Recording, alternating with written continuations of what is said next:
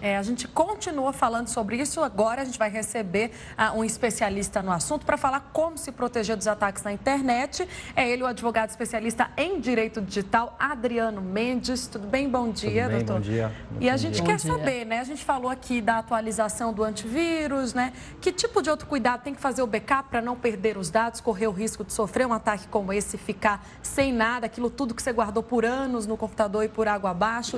Que tipos de cuidados mais básicos, né, a gente deve fazer ali no nosso dia a dia? É uma questão interessante porque o que a gente pode fazer é tentar evitar, mas não há uma certeza que a gente vai conseguir. Os cuidados básicos são sempre ter o seu antivírus preferencialmente pagos atualizado, o sistema operacional também legalizado e atualizado e também o backup dos seus dados. Aquilo que tem valor para você, e só você sabe o que tem valor, tem que estar guardado numa outra mídia. Pode ser na nuvem, pode ser num CD. O importante é que você guarde isso fora do computador também. Agora, professor, a Microsoft, né, esse vírus veio a partir de uma falha ali da Microsoft do sistema operacional, que inclusive a empresa já tinha disponibilizado uma versão atualizada para que as pessoas instalassem e evitassem qualquer tipo de ataque. O que aconteceu é que muitas pessoas não fizeram. Tem que fazer essa atualização, é isso? Tem que fazer. Como é que faz? A versão 10 do Windows faz isso de forma automática, mas não é tão simples assim. Primeiro porque a Microsoft descobriu isso no dia 14 e essa vulnerabilidade já existia há muito tempo. Então, não necessariamente, estando com os updates todos atualizados, você vai estar seguro na sua máquina. Fora isso, quando a gente está falando de uma empresa grande, um hospital, um banco, atualizar 5 mil, 10 mil, 20 mil máquinas é diferente de atualizar um PC da sua casa. Então, eles acabam preferindo juntar isso num grupo, num bloco e fazer isso por etapas. Por isso que nem sempre a última atualização que já está disponível está instalada em todas as máquinas. Agora, como é que você percebe que o seu computador foi atingido por um vírus? Ele simplesmente desliga? Quais são os sinais, doutor? Você sabe Depende exatamente. muito do vírus. Nesse caso, perde tudo, né? Eles até não conseguiram recuperar, muitas pessoas pagaram, não tiveram os arquivos de volta. Nesse caso, apareceu uma tela dizendo você foi infectado ou você paga o resgate e eu posso te ajudar a recuperar seus dados ou você vai perder todos os seus dados em 6 horas, em 12 horas. Né? Era uma tela que aparecia que tomava conta do computador. Geralmente, uma máquina infectada, ela começa a ficar mais lenta, os programas fecham de repente, da tela azul, as coisas acontecem de uma forma inesperada, com um desempenho menor da máquina. Mas existem alguns vírus que eles só querem usar a sua máquina como se fosse um cobaia, um hospedeiro. Então, para você não vai perceber nenhuma diferença. E em dado momento, ele vai fazer o que quiser com a sua máquina. Ou através da sua máquina também. Bom, e o antivírus? Qualquer antivírus a gente pode instalar? Tem alguns que são mais indicados para esses casos, para evitar um ataque? E por que também, caso a sua máquina seja infectada por esse vírus em especial, por que eles cobram em Bitcoin? Porque eu acho que é difícil de rastrear, né? E se a pessoa deve fazer esse pagamento, como que ela deve proceder? Um antivírus pago acaba sendo melhor porque tem uma equipe por trás que está atualizando e sendo paga para resolver aquele problema em menos tempo. Isso podia ser uma novidade para todos, mas aqueles que têm um compromisso financeiro com isso acabam resolvendo em menor tempo.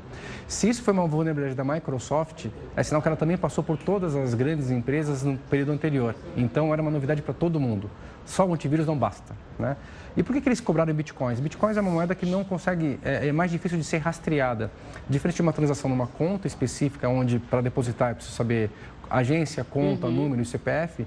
Em bitcoins, quem tem aquela chave, quem tem aquele código, consegue sacar em qualquer lugar do mundo ou fazer uma nova transferência. A pessoa tem que fazer esse pagamento se ela for vítima, ela tem que fazer esse pagamento para receber os arquivos de volta? Nós não recomendamos porque você está incentivando o crime, né? Cada vez que você faz esse pagamento, a pessoa do outro lado do mundo, né, de qualquer lugar do mundo, fica com mais dinheiro e com isso consegue fazer novos e melhores crimes, né? Nós não incentivamos. O ideal é que cada um tenha seu backup e consiga com isso restaurar os dados sem ter que pagar. Existe já um estudo que mais da metade das empresas americanas que sofreram algum tipo de ataque acabaram indo para a falência em menos de um ano. Por quê? Elas perceberam que tinham tantas vulnerabilidades, tantas fraquezas, que não conseguiram, depois do primeiro ataque, evitar o segundo, o terceiro ou ficarem seguras de vez. Então, pagar é só uma maneira de você reaver os dados naquele momento, mas você continua vulnerável. Mas nesse caso, a gente viu aí o tanto de gente que pagou, né? E não conseguiu, né? Eles simplesmente não devolveram os arquivos, as pessoas gastaram dinheiro e continuam sem o arquivo, né? Os arquivos pessoais, documentos de volta, né? Então, não valeu a pena nesse caso. Pois é, são criminosos, né? Os mesmos criminosos que deram a palavra dizendo que iriam devolver os dados podem cometer um novo crime e não dá. Entendi. As empresas, no caso, né? Como é que elas podem ser prejudicadas? O senhor falou aí do caso de falências de algumas empresas que sofreram ataques como esse. Nesse caso, né, desse ataque que, né, atingiu 150 países, o que o senhor pode avaliar até agora? Como é que essas empresas, hospitais, órgãos públicos podem sofrer e quanto tempo elas podem demorar para voltar a se organizar ali por conta desse ataque? Não dá para mensurar ainda porque é muito recente. Depende do que foi afetado. Alguns tribunais de São Paulo e órgãos públicos de São Paulo, do Brasil, resolveram parar preventivamente porque começaram a perceber infecções em alguma das máquinas que não chegou até o sistema principal. Se isso tivesse chegado até o sistema principal, a gente teria que analisar o que eles tinham em backup e se o backup foi ou não contaminado. Então, é um pouco complicado dizer de forma geral o que aconteceu, mas se o seu computador foi infectado e os seus backups também, você perdeu tudo que tinha. Tá certo. Então, falamos com o advogado especialista em direito digital, Adriano Mendes. Muito obrigada pela sua participação e até uma próxima oportunidade. Obrigado a vocês. Até logo. Tchau, tchau.